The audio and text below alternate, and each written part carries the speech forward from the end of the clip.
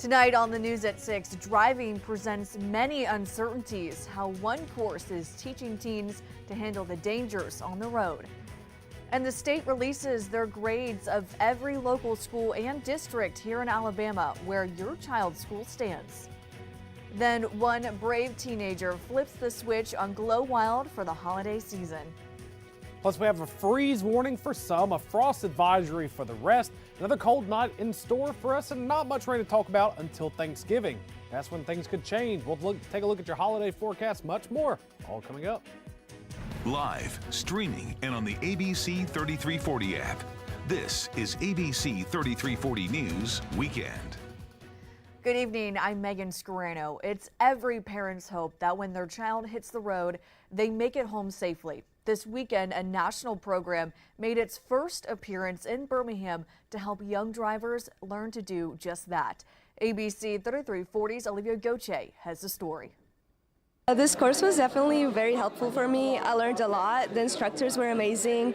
I learned to keep them safe and myself safe in that, so that was a really big takeaway for me. The roadways are always uncertain, and for unexperienced drivers, how you respond in a crisis can be the difference between life and death. It definitely makes me feel a lot more comfortable, just to know that a lot of the things that he got taught out here today, he normally wouldn't get the opportunity to experience that unless it was in the case of an emergency, and that's too late. That was the tragic reality for Brakes founder and drag racer Doug Herbert. In 2008, he lost his two sons, John and James, in a car crash. And this is his way to give back to the community. Mr. Barber loves Birmingham, loves Alabama, and so do I. So getting together with Mr. Barber, he donated his facility for us to be able to teach over 100 students this weekend about proactive driving and making sure when they drive a car, they come home and they smile and they're with their parents. Steve Johnson is a Birmingham resident and close family friend of Doug Herbert. Johnson says their mission is to make a difference by giving students the tools to make smart and safe decisions,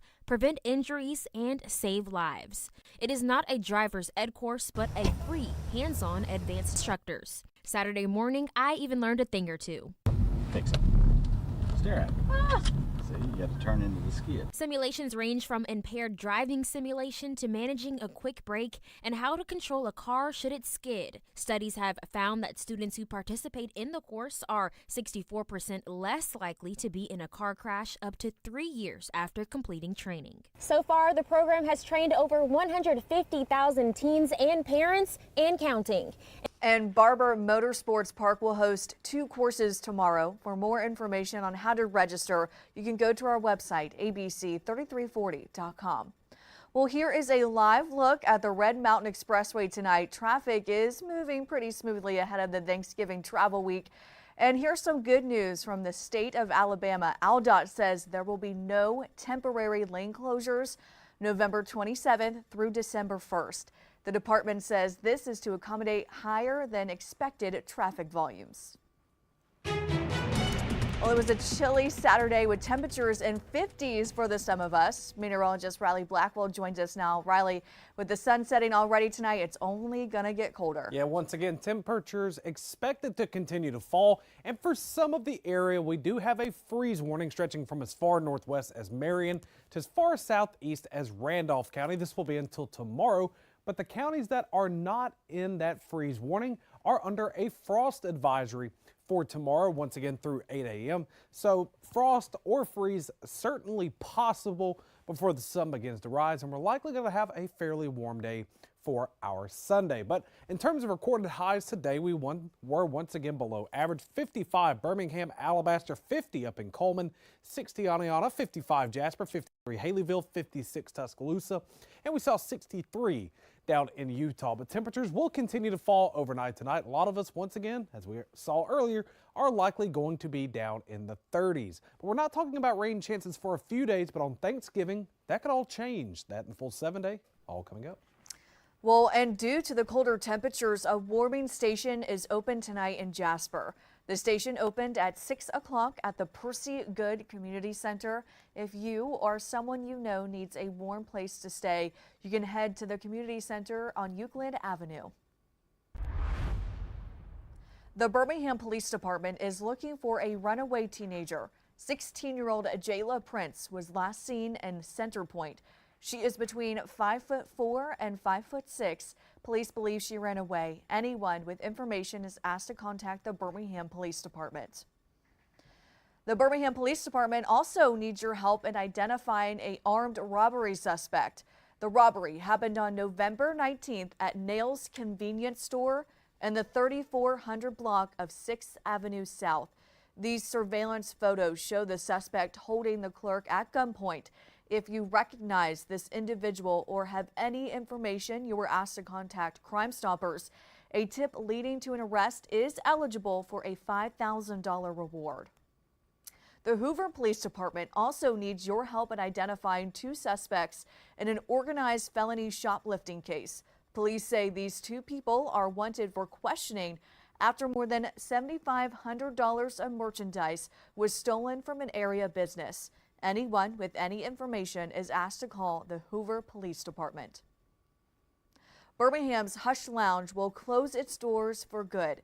No reason was given by the owner, but this comes just 2 months after the mass shooting that happened outside of the club in 5 Points South. We spoke with the owner of Alchemy, Ace Graham, who lives in 5 Points in addition to doing business there. Graham believes people are getting back to normal everyday life.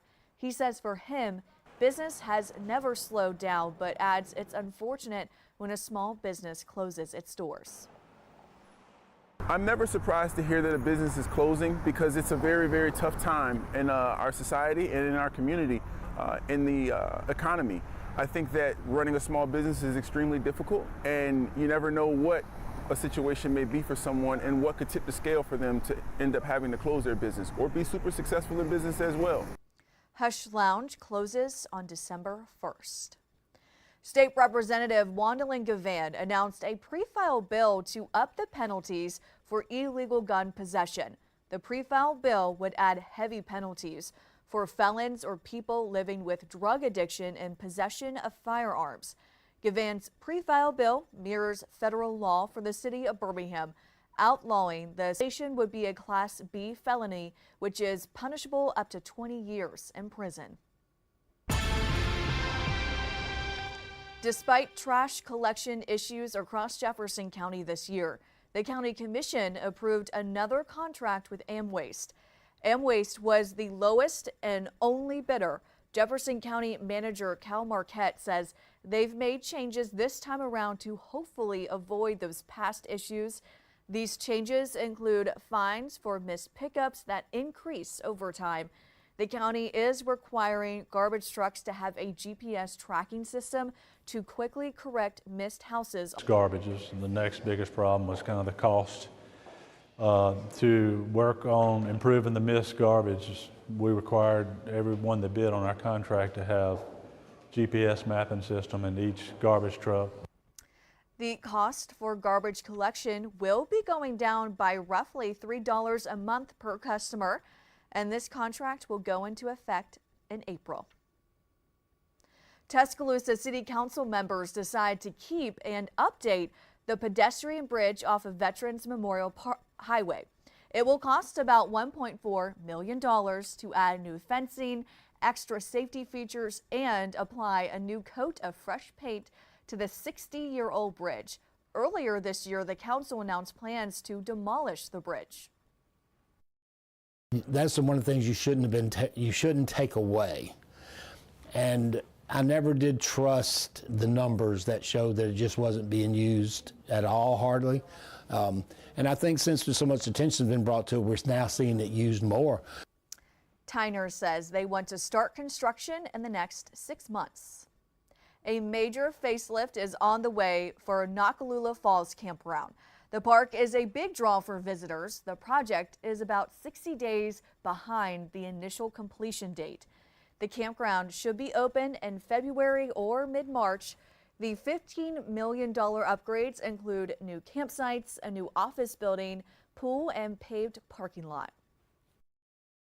Really, right now they're looking at putting in the landscape, which you know as well as I do that that's usually the last thing that comes through. So working on landscaping, different things like that. So hopefully we're only going to be about 60 days in delay, which is pretty good for a project this size. The money made from the annual Christmas at the Falls event helps pay for projects at the park. The park's Christmas at the Falls event opened on Friday, a week earlier than usual.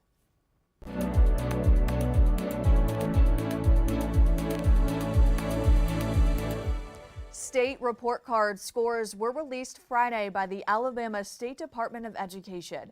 In Jefferson County, Bessemer City Schools improved to a 69, and Jefferson County Schools scored an 82.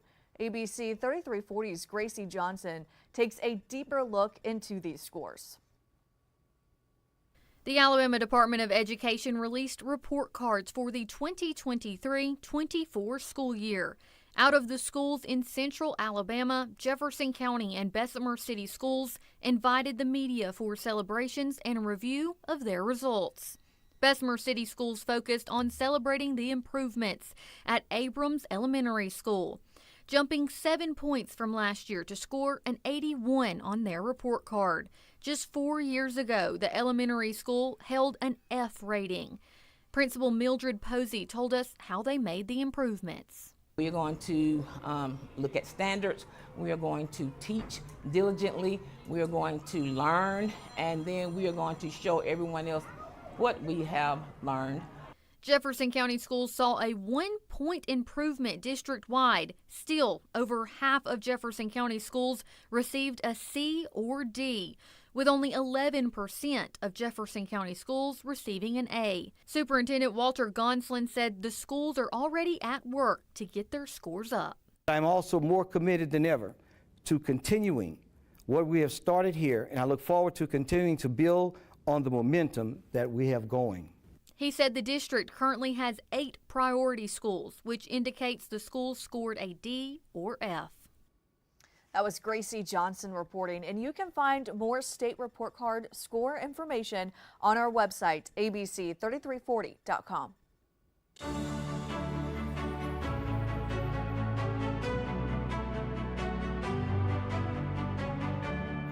Lucy Walters is this week's Alabama champion. She has been a respiratory therapist for decades.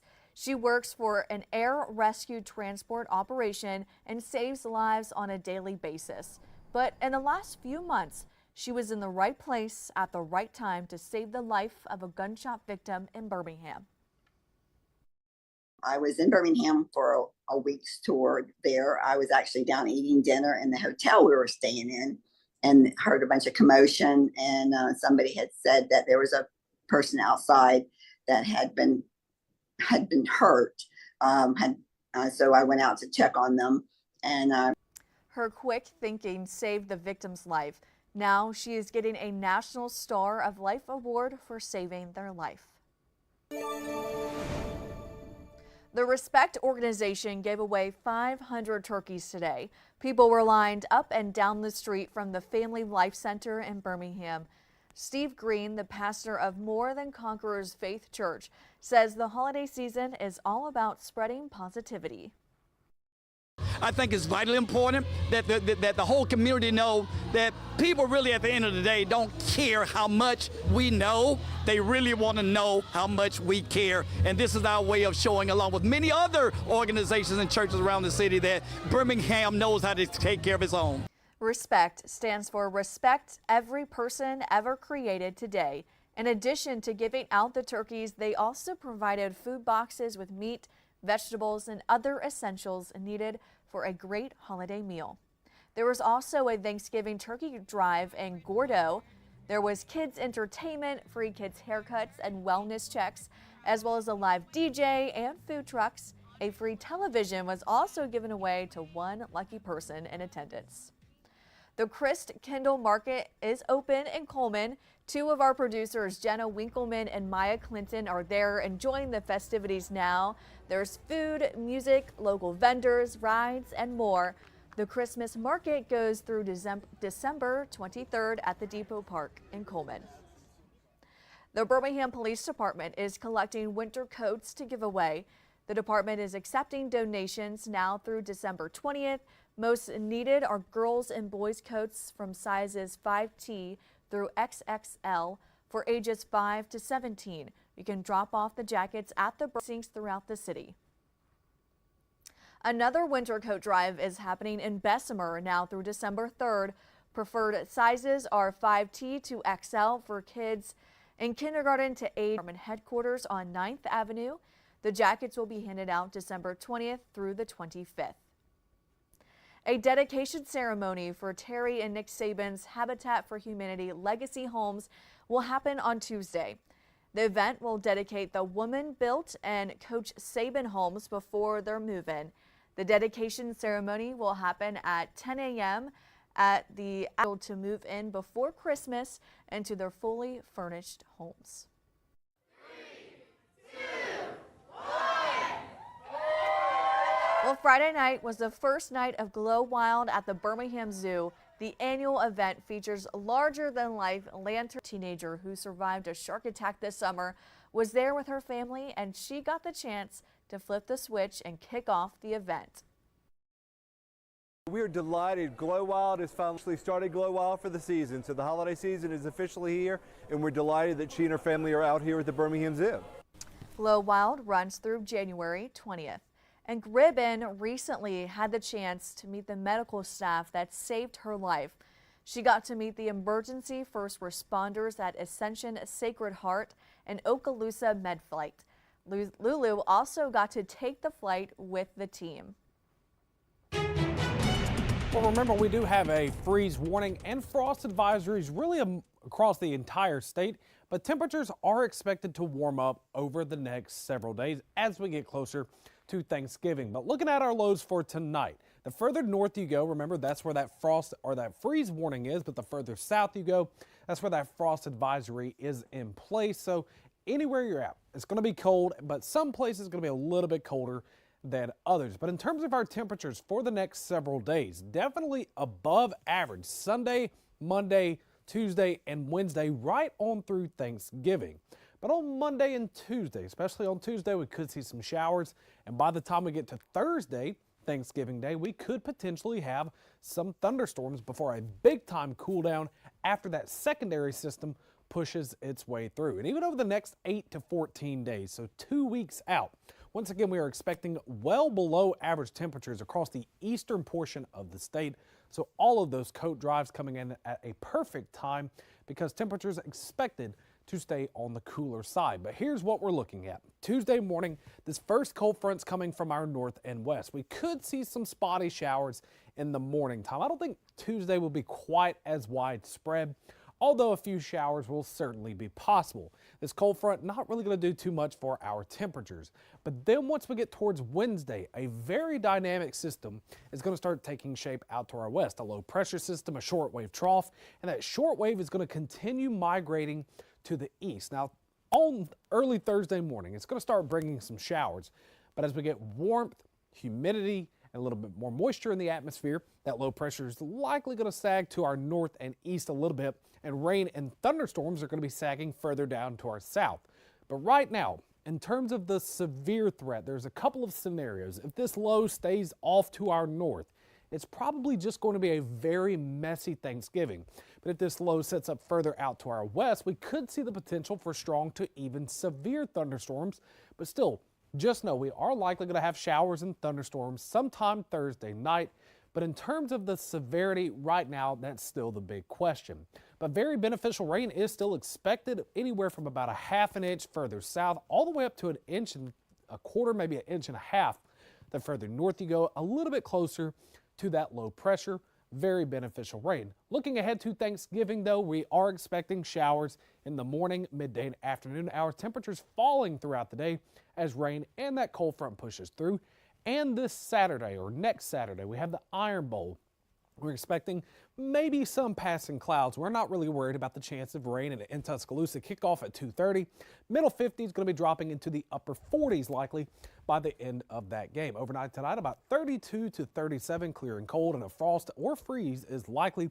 Rain on Tuesday, strong to severe storms on Thursday. Then once again, a big time cool down by the weekend.